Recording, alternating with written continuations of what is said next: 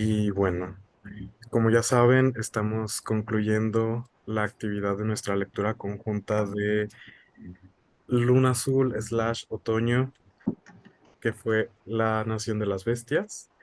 Y estamos en compañía de Mariana Palova, a quien nos da muchísimo gusto pues volver a tener aquí. Se siente la cercanía a pesar de que estamos en la distancia porque tuvimos la fortuna de conocerla el año pasado en una presentación que hizo aquí en Guadalajara. Entonces, qué alegría que se haya podido concretar esta actividad para todas y todos ustedes, que no solamente están presentes desde México, sino desde Sudamérica. Y pues bueno, sin más, Mariana Palova. Sí, empezó el show, perdón. Y bienvenidas a todas y a todos. Gracias también por su paciencia. Qué bueno que pudimos pues tener este espacio ya con Mariana sana y salva. Más o menos. Sí, como que pasó el huracán. Dije, bueno, sobreviví. Y luego llegué a mi casa y pasaron todas estas semanas para entregar el libro. Y ya cuando por fin salió el libro para irse a imprenta, yo ya estaba así en mi casa normal. Dije, ay, yo voy a poder descansar. Entonces llegó mi sistema inmune y dijo, ay, ¿con qué andas de holgazana, Pues toma, y me puse malísima, nunca me había enfermado tanto en toda mi vida como en esta semana, pero sobreviví. Pronta recuperación, Mariana, y esperemos que no sea COVID, porque he escuchado rumores por ahí de que nuevamente hay síntomas. Entonces, sí, no, pues No, no fue COVID, no se preocupen. qué bueno. Y también muchas felicidades porque hemos estado pues viendo lo que nos compartes en redes respecto al lanzamiento del tercer libro y sí, es una friega con el perdón de la palabra, pero qué gusto que estés cada vez más cerquita de terminarlo Sí. por paz mental, no solamente porque ya nos interesa saber qué sigue, sino porque queremos que Mariana descanse. Ay, Mariana también quiere descansar. Pero bueno.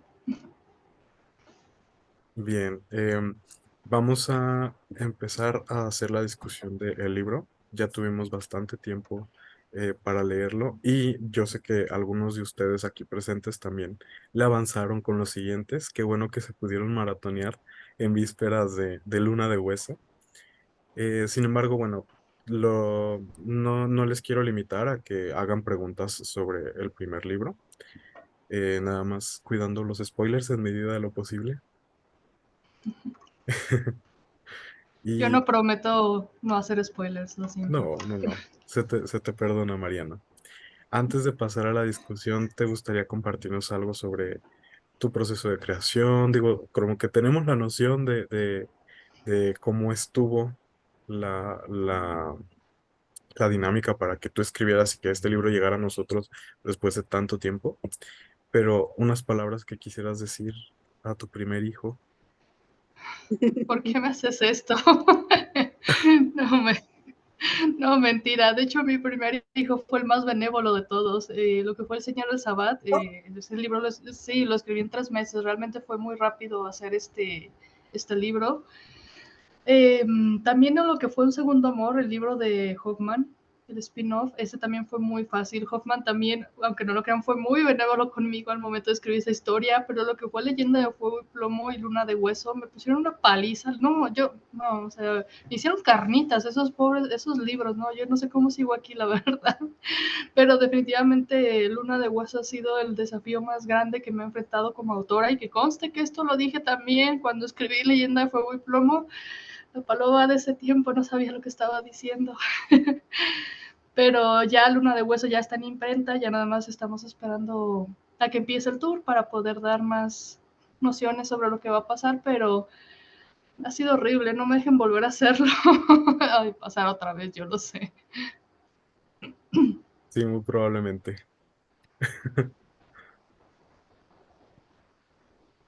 Y sí, bueno, para la dinámica de las preguntas, yo sugeriría que tal vez hagamos, bueno, como somos poquitos ahorita, tal vez pueden hacer la intervención así tal cual, o si les parece mejor hacer el levantar la mano, el raise hand de Zoom, para ir haciendo una hilerita y, y tener orden. No sé qué les parezca.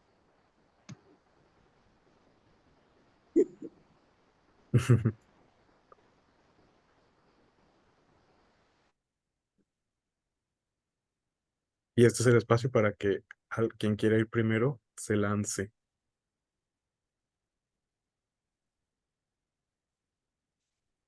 Ok, va. Empezamos con Victoria. Hola, eh, yo me gustaría iniciar con una pregunta. Bueno, yo al menos el libro lo he leído varias veces y siempre me ha llamado la atención el cómo te surgió la idea de escribirlo, como de dónde salió todo eso y un poco como los ambientes. Sí. Todo tiene que ver con mi trasfondo como artista. Para quienes no me conocen, esta parte de mí, cuando tenía 15 años yo empecé a ser artista. Bueno, empecé con mi carrera como artista visual. Pues ya saben, las portadas y los interiores del libro pues son trabajos visuales míos. Entonces, una de mis fascinaciones ha sido durante toda mi vida la mitología y el arte ocultista. Entonces, durante los 10 años que me dediqué a ser artista, estuve investigando muchísimo para hacer mis obras. Desde pequeña me gustaba mucho meterme a leer sobre esoterismo, ocultismo.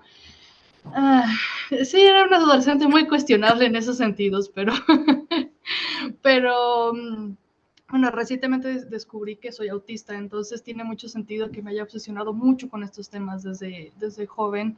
Entonces leía bastante y si ven mis obras, sobre todo las que, bueno, sí, mis obras, verán que tienen mucho simbolismo de magia y mitología. Pero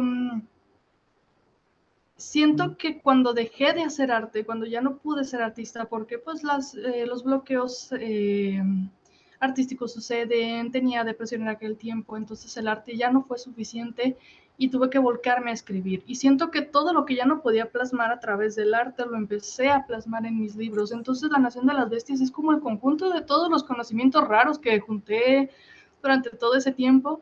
También pues mis obras tienden a ser bastante oscuras y no sé, siento que siempre me ha llamado más la oscuridad que la luz. O sea, siento que la luz está ahí, pero hay algo en las sombras que me parece fascinante, algo inexplicable.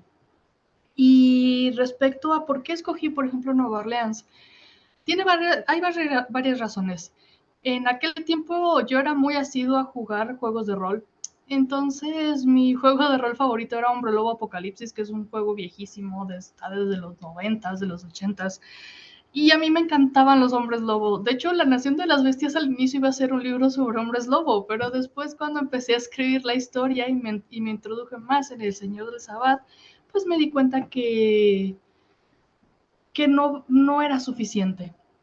Fue así como en este juego de Hombres Lobo Apocalipsis hay una leyenda sobre el Rougarou, que es el hombre lobo que aparece en Nueva Orleans. Entonces, muchos de los escenarios de Hombre Lobo Apocalipsis se desarrollaban en Nueva Orleans. Y gracias a eso me llegó a interesar mucho la historia. Y por eso decidí que empezara La Nación de las Bestias en Nueva Orleans. De hecho, cuando fui a hacer mi viaje de investigación, hasta encontré en Audubon Park, que es un escenario que aparece en el libro, tienen un zoológico donde tienen un montaje sobre el Rougarou, el hombre lobo de los pantanos. Entonces fue muy bonito como ir y verlo y plasmado. Entonces, pues sí, y también otra cosa que era muy importante para mí es que con La Nación de las Bestias es una especie de explicación sobre todas las mitologías, leyendas y religiones que teníamos en el mundo, sin importar qué tan variada sea. Yo necesitaba un lugar en el mundo donde pudieras en una misma esquina encontrarte a una persona nativo americana, a una persona asiática, mexicana, latina. Necesitaba un lugar donde todo eso todo pudiera existir. Y aunque muchos de nuestros vecinos de arriba no les guste, Estados Unidos es un lugar construido por migrantes. O sea, el lugar es increíblemente diverso y lo hemos hecho latinos y gente europea, irlandesa. Total de que era el lugar perfecto y no sé, Nueva Orleans era definitivamente el sitio por donde debía empezar.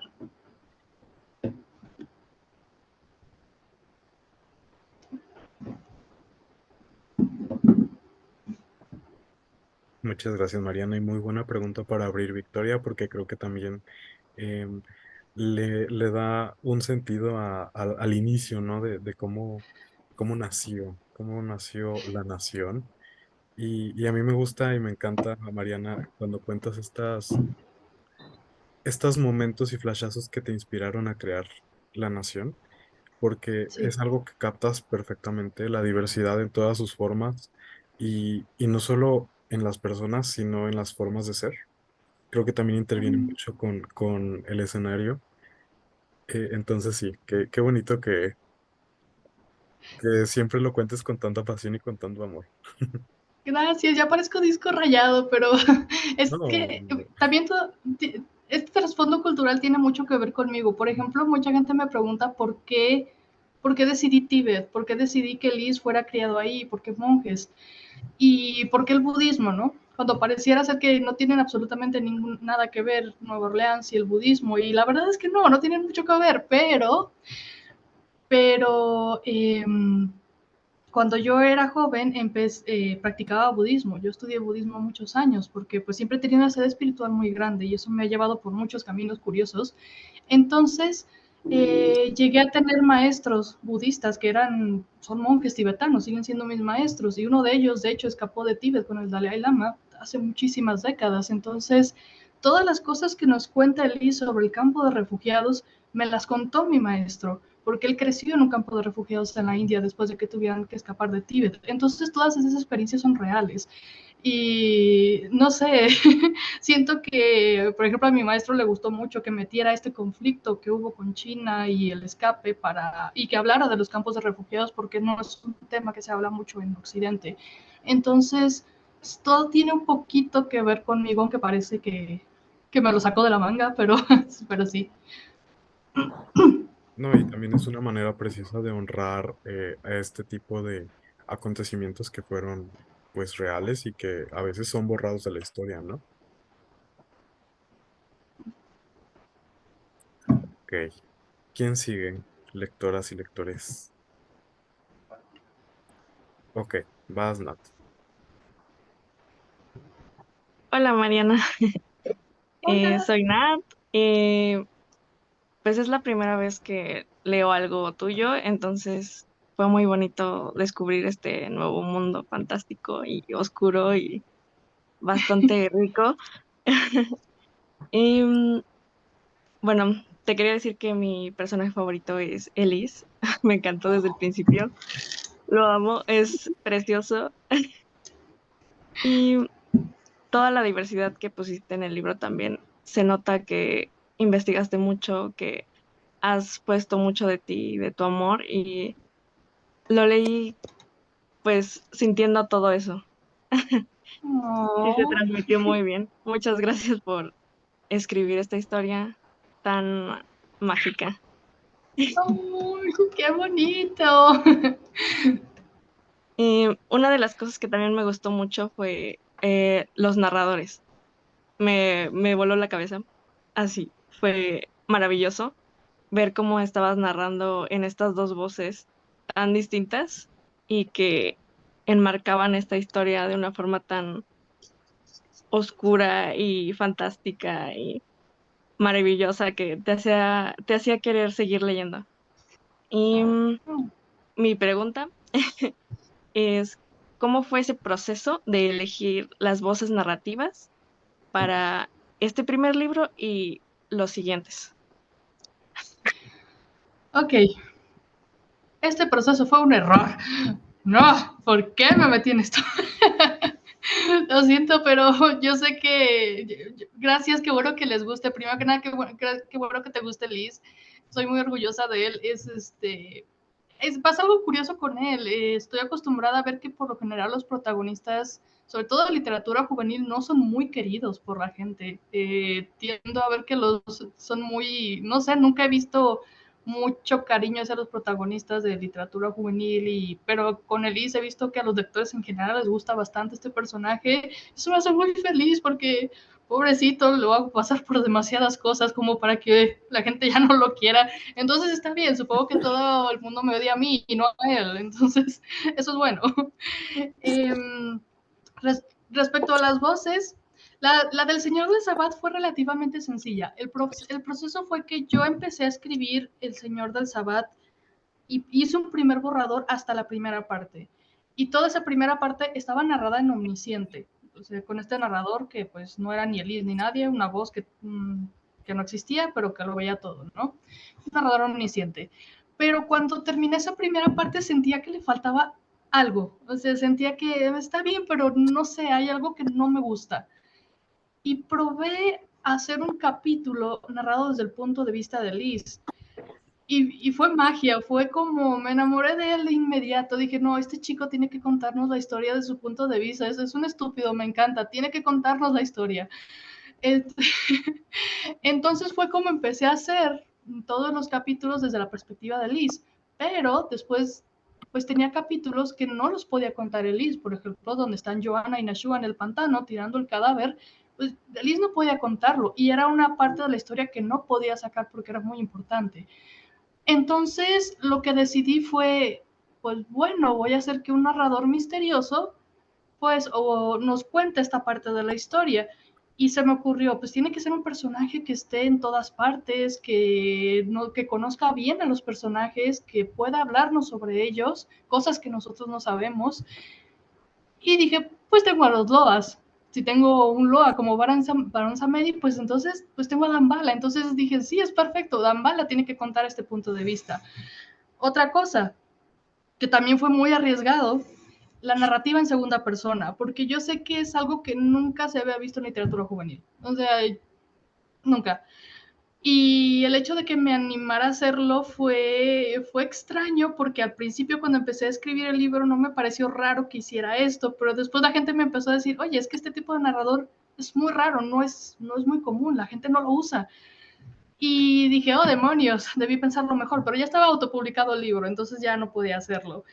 Y yo sentía que tenía que diferenciar mucho la voz de Dambala que la de Barón Samedi. Barón Samedi, pues esta persona cruel, despiadada o muy ambiciosa, y Dambala, pues una figura muy paterna, muy cariñosa. Entonces me pareció como tierno que les hablara desde ese punto de vista, que conociera a los personajes y nos introdujera a los personajes desde su punto de vista, para nosotros convertirnos en Dambala hasta cierto punto.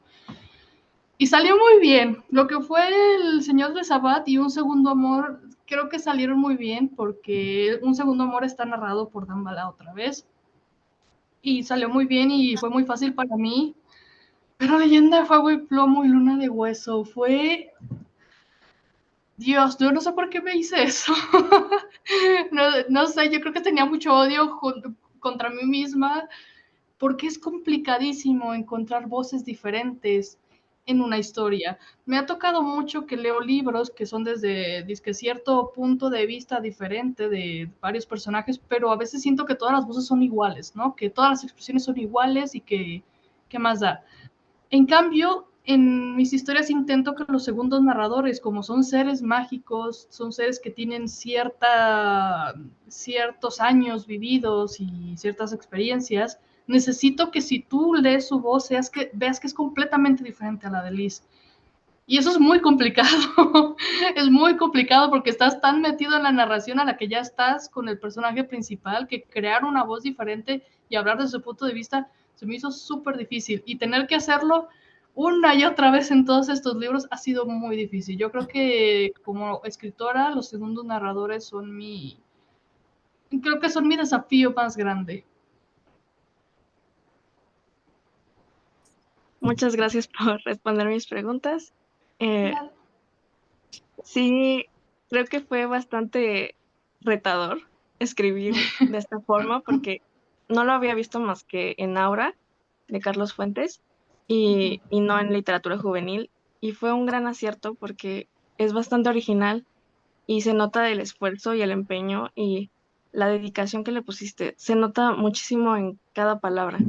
Sí se nota y se diferencian muy bien las voces de Elise y de el otro narrador.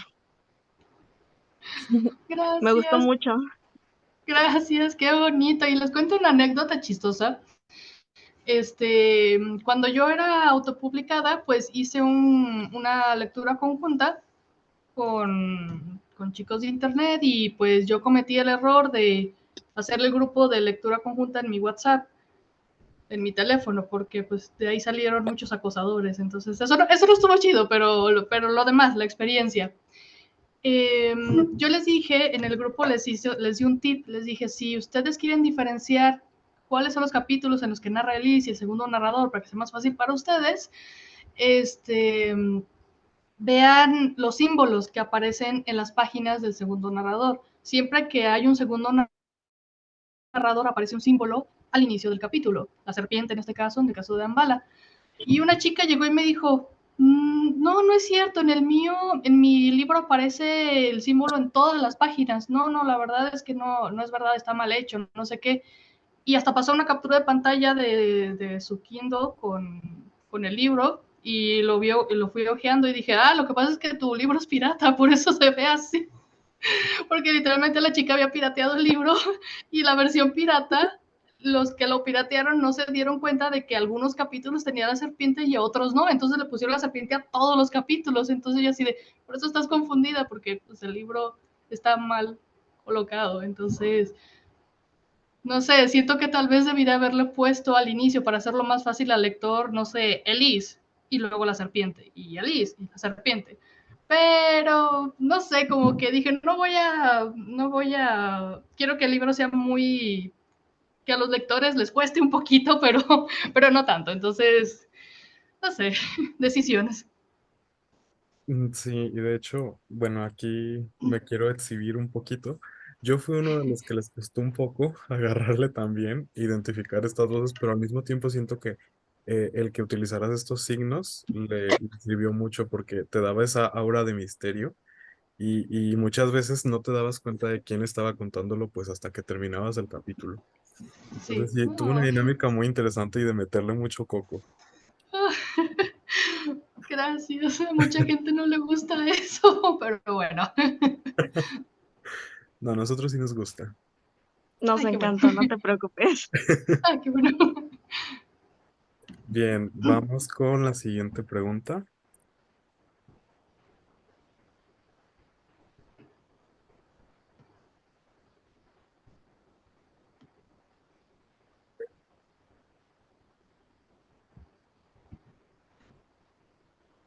Sí, Victoria. No se Ya, amontonen. hola, de nuevo. Eh, un poco, bueno, yéndonos al libro, hay la escena cuando Elise entra como a esta habitación y se encuentra como con el varón Samedi. Dígame si estoy pronunciando mal los nombres ya. No, está bien. Y como que lo golpea, eso como, ¿cómo pudiste dar esa escena? Porque yo creo que es una de mis favoritas del libro. Y ¿cómo se te ocurrió? Es. Deben ser las drogas, no sé. Es- fue. Siempre me ha gustado mucho el terror. Y es raro porque yo soy una persona que se asusta muy fácilmente. Yo soy de las que uno de mis pasatiempos favoritos es ir al cine a ver películas malas de terror, porque no importa qué tan malas sean, yo siempre me asusto, siempre estoy así, agarrada del brazo del que esté al lado de mí, no importa quién sea. Entonces, traté de transmitir esas sensaciones a escenas como esa del ático, o como la escena donde Liz está en una habitación oval, esa escena claustrofóbica, todas esas escenas, trato de ser buena actriz en ese sentido, de saber cómo se sentiría estar en el papel de esta persona. Me importa mucho la ambientación, por ejemplo, esa escena la escribí a oscuras. También la escena del sótano, de la habitación ovalada, todo eso lo escribí a oscuras y prendía de vez en cuando velas o me quedaba viendo, por ejemplo, un punto de luz, una vela, un pabilo y veía cómo se movían las sombras alrededor de la habitación para poder hacer una especie de ambientación que pudiera transmitir. Siento que mi profesión como artista visual me ayudó mucho a plasmar de forma gráfica las cosas, los colores, los sabores, las sensaciones. Algo muy importante para mí es el olor de lo que sucede alrededor en las escenas, ¿no? El olor de la sangre, el olor de la comida, de ciertas ambientaciones, porque hasta incluso cuando está oscuro siento que huele distinto, que lo que percibes en una habitación, los olores son distintos cuando está apagado, cuando está encendida la luz. Entonces, no sé, siento que fue eso, meterme mucho en el papel de Liz y ver qué es lo que podría estar sintiendo Elena en esos momentos. También ayudó que soy muy cobarde, entonces sí.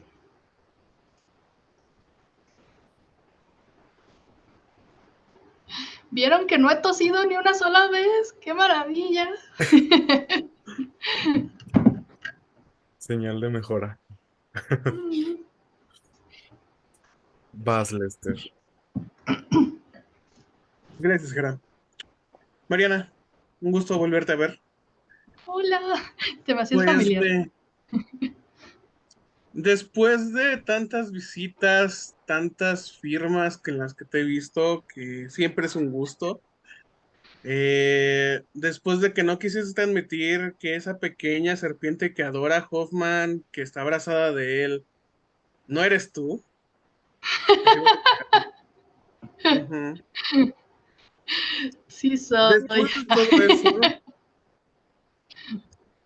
y digo, aparte de confrontarte frente a toda la gente y decirte tú eres y no quisiste admitirlo, pero está bien, está bien. Este, mira, creo que del primer libro ya te he preguntado bastante. Casi siempre estoy ahí porque, pues, fan. Eh, Desde el segundo libro ya también hice mis preguntas en su momento. Me toca ser un poquito más curioso. Puedo decir que el primer libro siempre me lo he imaginado como un pantano, súper campirano, o sea, casi casi escucho a un hombre en el baño, en su pórtico, tocando mientras trae su sombrero. Ding, ding, ding, ding, ding, ding, ding. Ok, sí. El segundo se siente completamente como un desierto de mala muerte. Veo los esqueletos aquí tirados de las vacas. Se siente la tierra, el calor, ese tono rojizo anaranjado.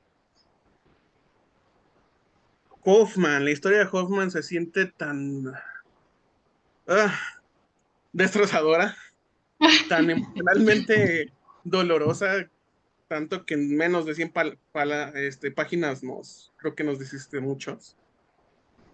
Pero vaya, siempre me lo imaginé como un departamento mientras estaba lloviendo en la noche, ¿no? Entonces, siguiendo esta línea, me gustaría saber, no necesitamos entrar en detalles porque sabemos que eso viene más adelante, ¿no? Pero me gustaría que a lo mejor me siguieras un poquito la dinámica y me dijeras cómo te imaginarías tú que sería Luna de Hueso en ese tipo de escenarios. Creo que lo has descrito muy bien. Es algo muy alquímico, ¿no crees? Bastante. Entonces Muy siento divino. que sí, todo es muy alquímico. Cada uno de los pasos, cada uno de los sitios en los que estamos, podemos ver el nigredo, podemos ver citrinas, todo este tipo de cosas. Entonces siento que con eso ya te puedes dar una pista, ya me puedo dar una pista de qué viene a continuación. Tu admisión, al fin. Puedo dar más, pero no sé cómo ustedes gusten. Ya nos estamos dando spoilers de Luna de Hueso. Pero sí, estos libros han sido pasos alquímicos que nos van a llevar a cierto lugar. Entonces, ya quiero que la Luna de Hueso, ya quiero que me odien. Oh, no. Dios. Spoiler, van a llorar. Poquito. Poquito. ¿Ya hay fecha para Luna de Hueso? ¿O ¿Mande? todavía no? Como ya hay fecha para la publicación de Luna de Hueso. Sí, sí. Si ya se apuntaron, si no se han apuntado al tour, apúntense al tour. Vamos a tener cosas muy geniales para el tour de Luna de Hueso. No les puedo revelar nada todavía, pero les puedo decir que la edición de Luna de Hueso libro impreso es la más bonita que hemos hecho hasta ahorita. He visto todos los detalles que le han metido al libro y no, sí, No, no es porque yo haya hecho casi todo, pero, pero les juro que les va a gustar mucho. Siento que nunca le habíamos puesto tanto cariño y tanta dedicación. Es un libro, está atascado de símbolos, hay símbolos por todas partes. No, las, siento que las guardas son muy especiales, las ilustraciones, no sé, le pusimos muchísimo cariño. Es una cosa enorme que si no les gusta la historia, lo pueden usar fácilmente de pisapapeles, no se les va a volar absolutamente nada. Es un arma letal, ese es ladrillo. Entonces, ya tenemos fecha, pero les voy a revelar todas las cosas en el tour. Todo se va a revelar en el tour. Bueno, el otro día más bien me estaba diciendo una amiga que Mariana es como la Cassandra Clare mexicana, porque no solamente entre cada libro lo va haciendo más bonito estéticamente, digo, todos son preciosos, o sea, no me malinterpreten, sino que se van haciendo más enormes. Sí, no, y de hecho, yo le dije a mi promotora, bueno, a la jefa de juvenil de Océano, yo le juré y le perjuré que Luna de Hueso iba a ser el libro más largo de la saga. Cuando terminé, cuando terminé el libro dije, no, el cuarto va a ser el más largo, ahora que lo pienso. Ahora que vi la historia, vi el final, dije, no, esto es increíble, no, yo creo que el cuarto va a ser inclusive más largo. No lo puedo asegurar todavía, pero sí. Qué emoción, qué emoción. Y sí, más tarde yo me comprometo a mandarles por ahí el enlace para que se registren. Me parece que cierra este viernes, entonces Sí. sí, ahí se los Sí. estaré pasando para que no se lo pierdan. Vamos con la siguiente pregunta. ¿Alguien quiere intervenir?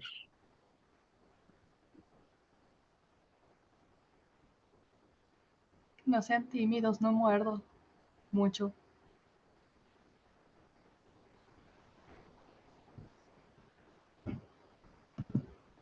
Yo de nuevo, perdón, como que, bueno, como ya No dije, he pasa leído nada. varias veces. También ya, bueno, ya leí Leyenda de Fuego y Plomo, Un Segundo Amor, entonces, bien contenta con el tercero. Cabe destacar que, bueno, eres una de mis autoras favoritas, al menos. Al menos mi favorita latinoamericana, sí.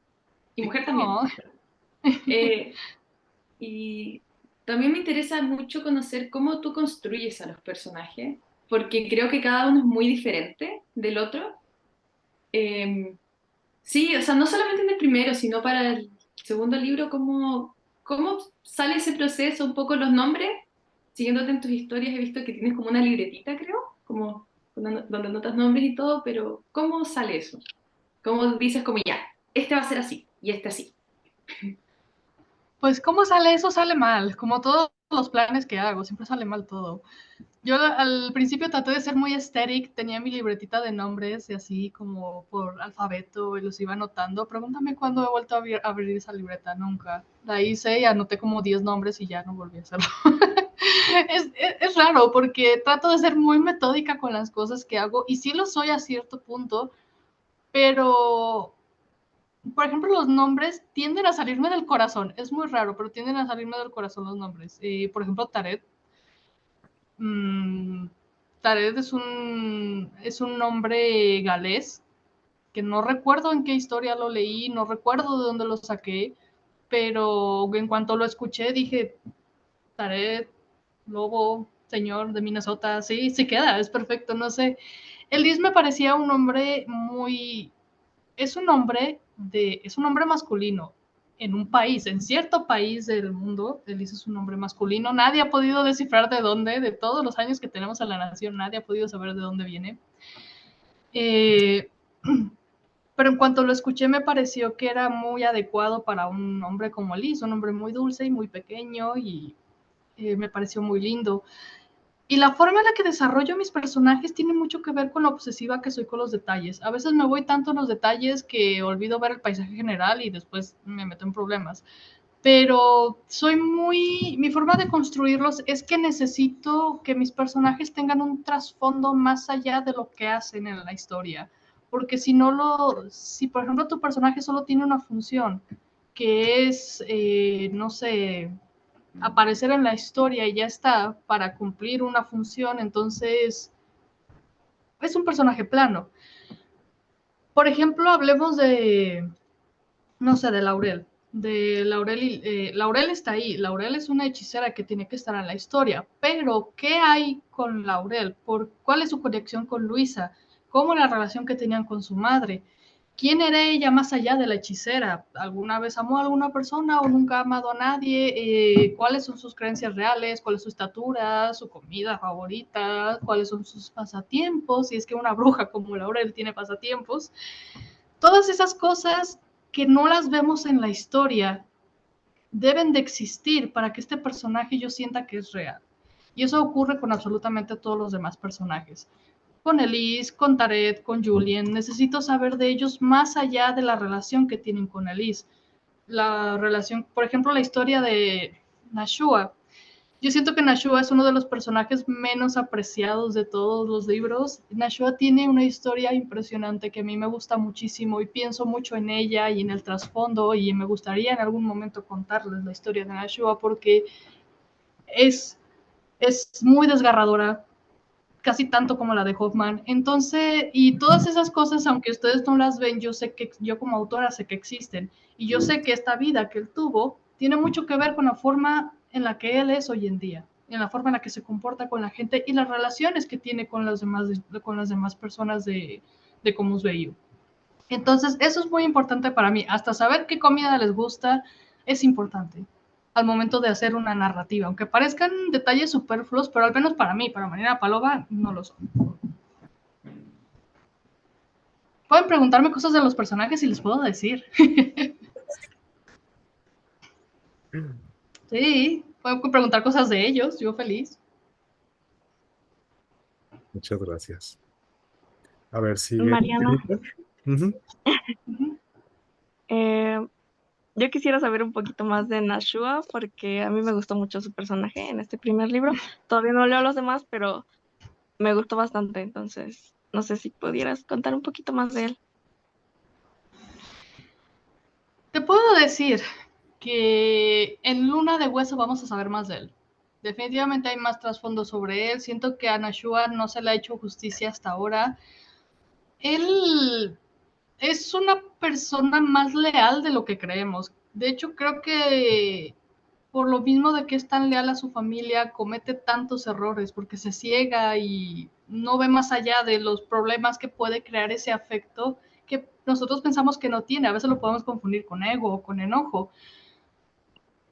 Y hay una frase que me gusta mucho de las personas indígenas, que mucha gente dice que los indígenas en general son personas muy serias, sobre todo los nativos americanos del norte. Y no son personas serias, lo que pasa es que son personas que valoran muchísimo las palabras y por eso no las sueltan deliberadamente por cualquier cosa. Y ellos tratan de que sus palabras sean valiosas todo el tiempo, ¿no?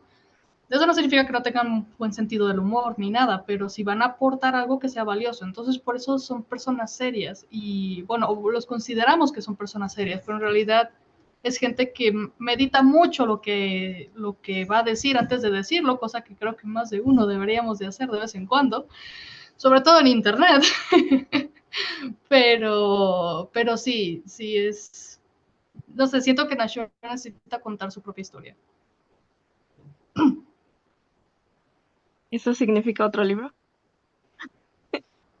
Pregúntale a Océano. Ellos son los que dan los permisos. Gracias, Mariana.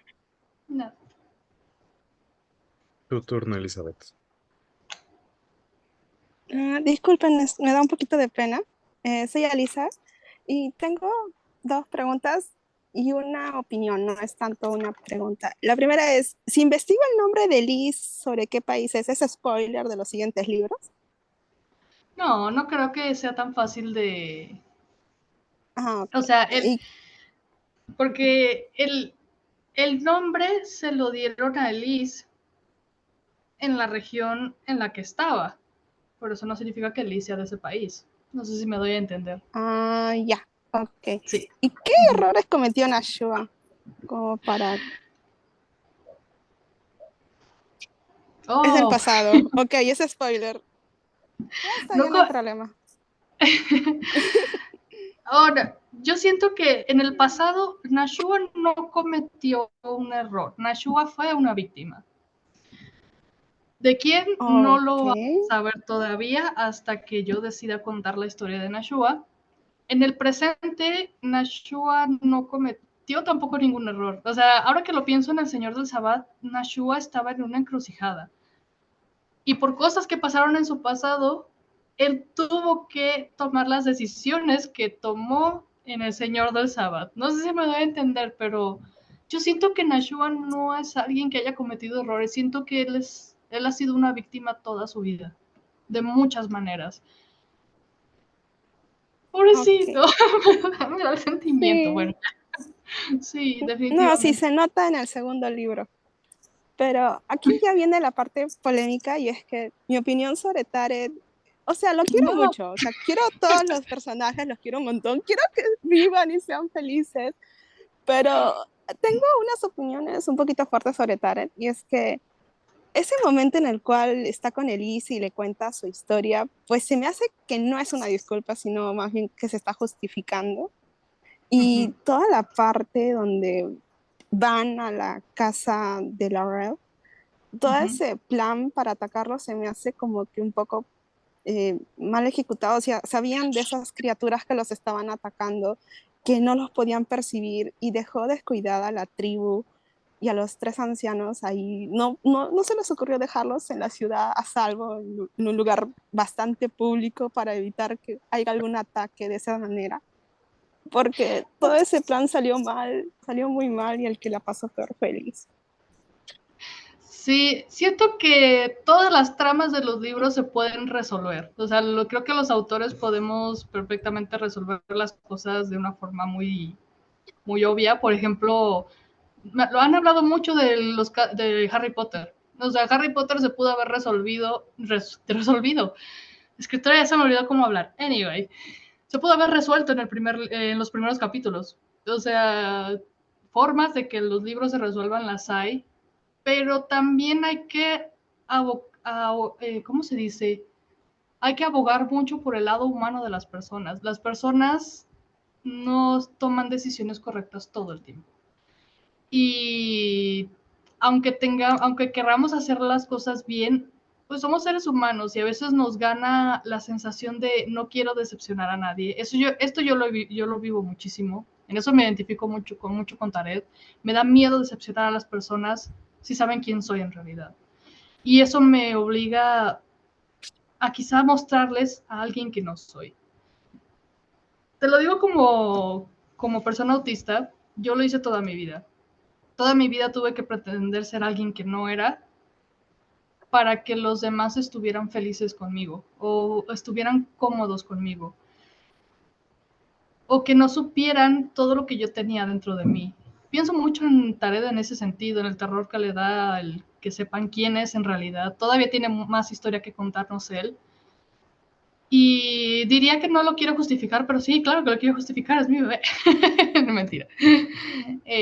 Pero más bien comete tantos errores como nosotros. Siento que como es el líder, nos gustaría que él supiera tomar las mejores decisiones, pero también pienso, pues es un muchacho todavía, o sea, parece ser el mayor del grupo, pero la verdad es que pues tiene 28 años y a su edad muchísima gente está súper perdida y ni siquiera hay la cantidad de hombres que conozco que tienen 28 años y no saben ni lavarse sus calzones. O sea, es como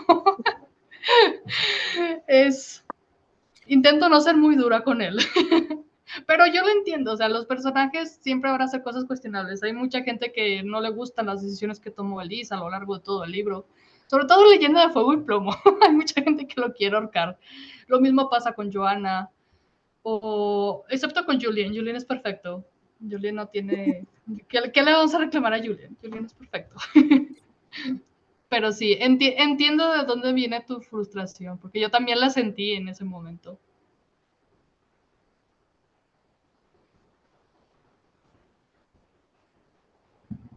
Gracias, Elizabeth, por darnos una nueva perspectiva.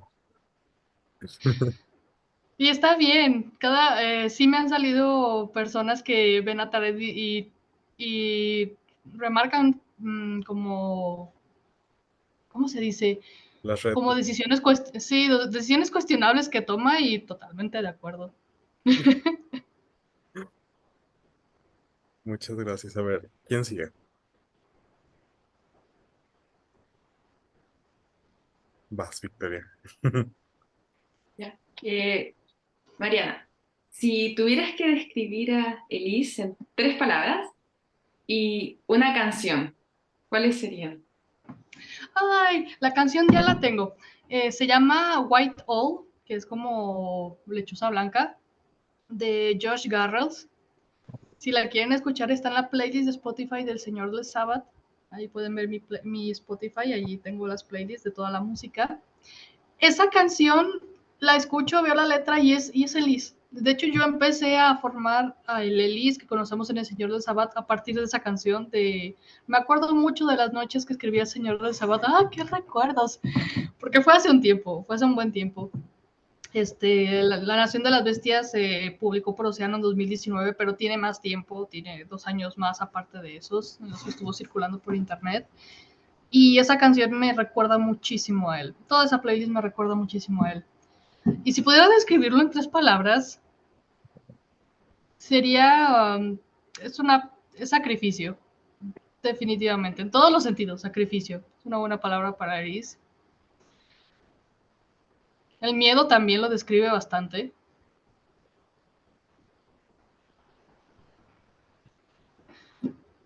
Es que siento que el valor está muy ligado al sacrificio. Siento que a veces no son palabras. Bueno, puede ser que te sacrifiques con tal de no enfrentarte a los errores de tu pasado.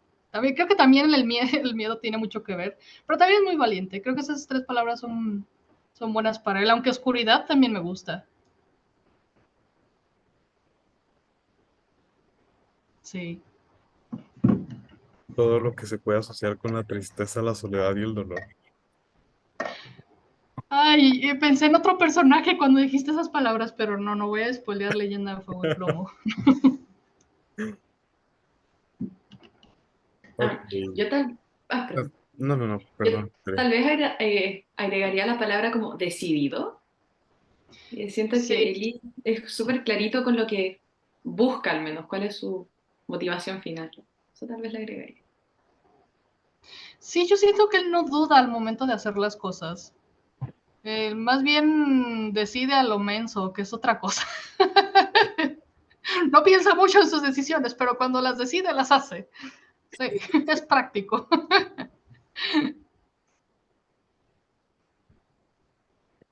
Nos estaba diciendo Jennifer en el chat que ahora quiere saber los pasatiempos de Laurel. Ay, los hombres pueden ser su pasatiempo. Nunca su debilidad, pero sí su pasatiempo.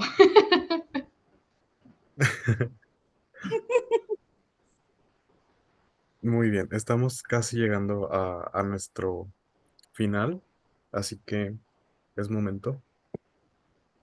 ¿Alguien más se quiere animar? ¿Tiene dudas que no lo dejan dormir? Si se quería levantar a Hoffman. Mira, si lo quería hacer, no la puedo culpar. Mi relación con Hoffman es exactamente así. Todo el mundo dice que se les hace. Me han llegado a preguntar en las presentaciones que con cuál de mis personajes yo tendría una relación o cuál se me hace más guapo o cuál se me hace más atractivo. Y siempre que me hacen esa pregunta me dan como arcadas, porque es como, veo a Tarek, veo a Liz, a Nashua, y los veo como mis hijos, los veo como mis bebitos, ¿no? O sea, es incestuosa la pregunta. Pero luego dicen, ¿y Hoffman? Pero digo, él es distinto, Hoffman es diferente. Sí, es que Hoffman es diferente. Así que si Laurel se lo quería levantar, no la culpo. Yo lo habría hecho también. Manitas levantadas. Sí,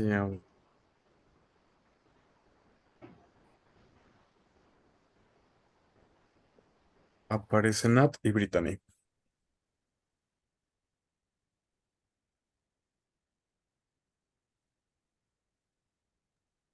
Ay, pues, no sé.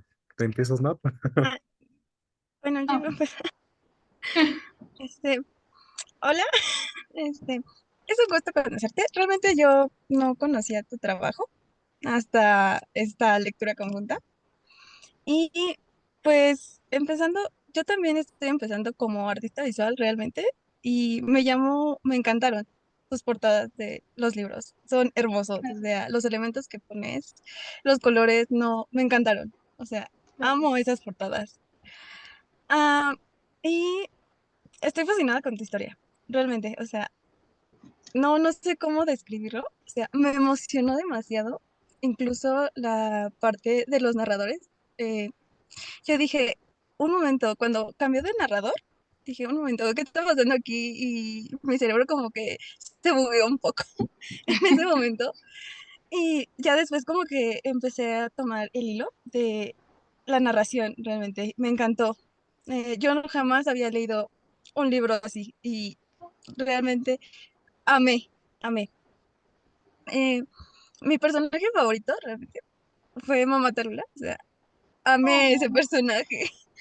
Y mi pregunta va respecto a ese personaje, es como de, ¿te inspiraste para crear su personaje? Porque realmente la leía cómo actuaba, se nota demasiado el cariño, o sea, literal es como una madre, ujú. ajá, o lo que todos esperan de una madre. Entonces, quisiera saber cómo, en qué te inspiraste para crear su personaje.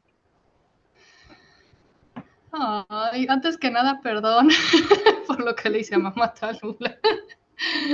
Ay, lo siento.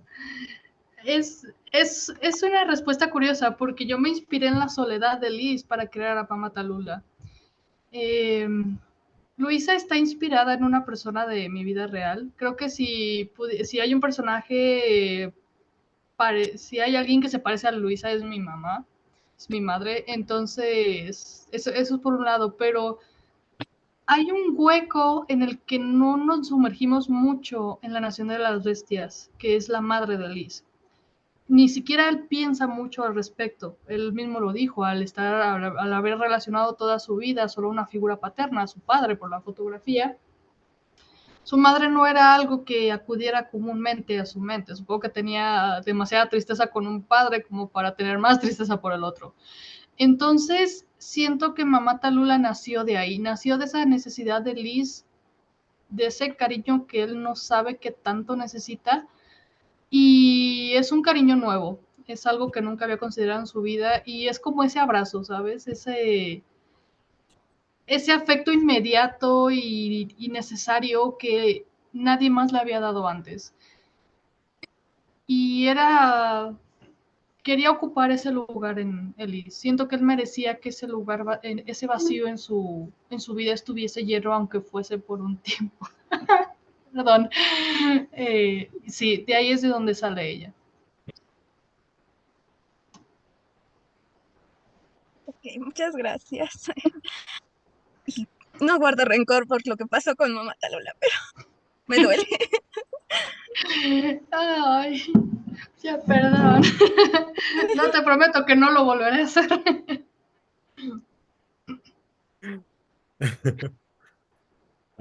Listo. A ver, sigue Nat. Hola de nuevo. Mm, bueno, sé que tu camino como escritora y el proceso de escritura de estos libros ha sido también en parte difícil, pero quisiera saber qué parte o qué partes han sido las más bonitas para ti de este proceso. Siempre han sido ustedes, mis lectores.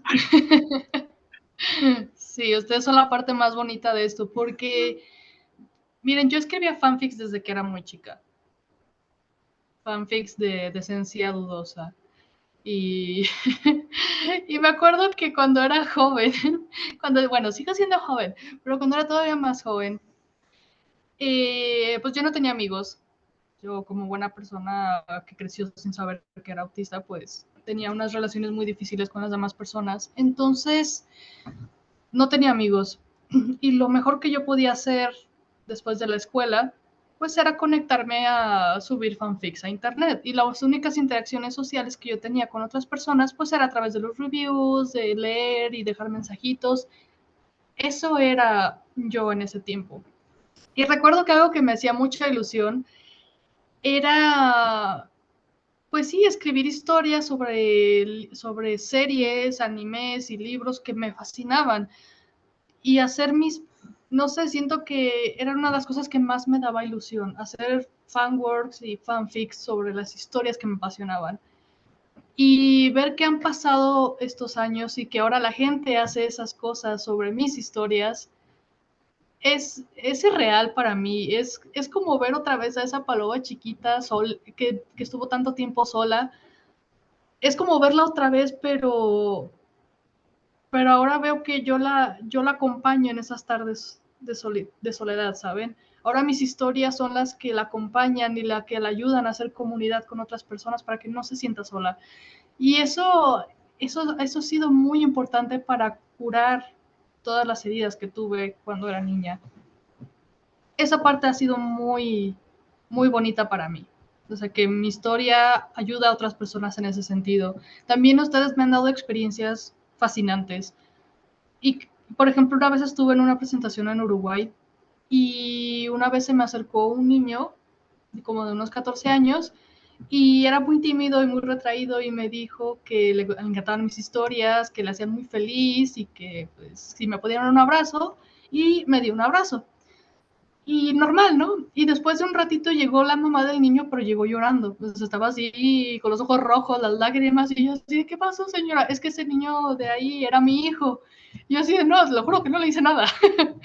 Entonces ella me dijo que estaba muy sorprendida porque su hijo era autista y él nunca había abrazado a nadie en el mundo, en la vida, nunca lo había visto abrazar a nadie y que yo era la primera persona que la abrazaba.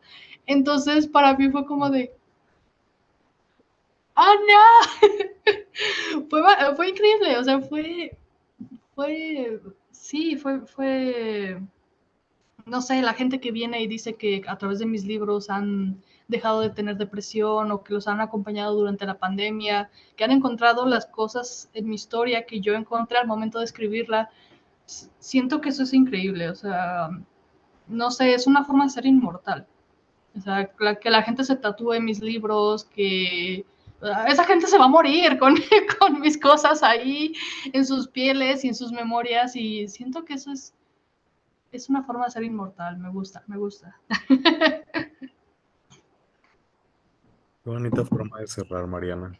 Y muchas gracias porque no solamente, pues, como bien nos dices, los lectores son una parte importante en tu crecimiento, sino que tú también salvas vidas y llegas a muchas vidas que te necesitan justo en ese momento, ¿no?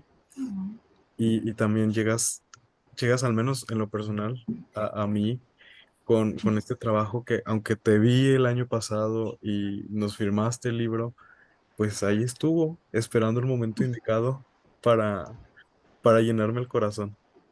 Ay, ojalá el segundo libro te lo rompa. Anyway, Muy seguramente.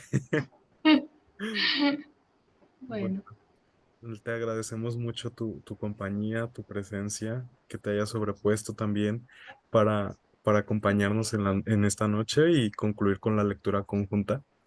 Les agradezco en nombre de mi amiga Mayra y de Ivy, directores del club. También te mando un saludo a mi hermana Sherlyn, que no nos pudo acompañar esta ocasión, oh, pero sí, esperamos que sigan visitando las actividades del club de lectura y, perdón, y que sigan teniendo un feliz maratón en lo que esperan Luna oh, de Hueso. ya te contagié, ni modo, pero bueno. No, no, no, no. Bueno, pues muchísimas gracias, me gustó mucho platicar con ustedes. Hace mucho que no hacía un live con mis lectores desde el año pasado, entonces fue muy bonito estar con todos ustedes. Gracias y apúntense al tour de Luna de Hueso. Enseguida. Ya tienes mucho Bueno. material también, Elizabeth, para tu página. Bueno, que tengan una bonita noche. Muchas gracias a todos. Descansa, Mariana, mejórate Gracias, gracias. y Nos ahí vemos. estamos atentos. Cuídate mucho, Mariana. Bye. Bye. Buenas noches, pásala bien. Buenas Mejórate. Gracias. Corta.